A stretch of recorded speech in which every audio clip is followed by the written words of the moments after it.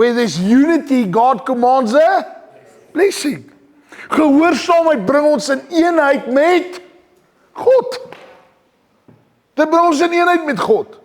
Maar sê, ek hoor wat die Here sê, ja, maar Here, u weet nie, onthou Here, verwerping, onthou Here, Here, ek het seer, onthou, en dis, ek sê nie, is nie realiteit nie, kerk, dis wat ek vir jou sê nie, ek sê nie, jou seer is nie reël nie, ek sê nie vir jou seer is nie wie jy is nie, jy is meer as dit.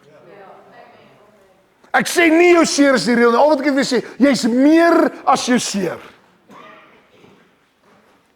Want as jy na soldate kyk, gister toe wys my broer my iets so cool, staan ons, ek kan die ou se naam nie noem nie, maar in 'n geval, die ou kruis het hoeveel plekke geveg in sy lewe, en hy het so 'n hele muur vol messe, en daar's 'n skroewedraaier daar tussenin, en regtig so 'n mooi kas gebou. En my broer sê, jammer dat ek jou vra, maar wat se collection is hierdie? Hy sê nee, dis messe wat ek al by mense afgevat het, die goed wat ek afgevat het, by al die mense wat by aangeval het.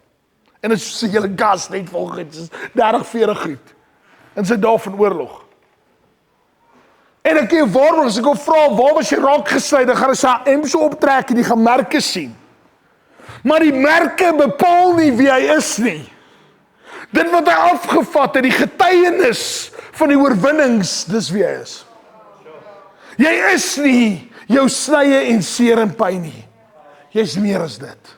Maar jy gaan moet toelaat dat die openbaarmaking van Christus vir jou realiteit word of vergeet mis.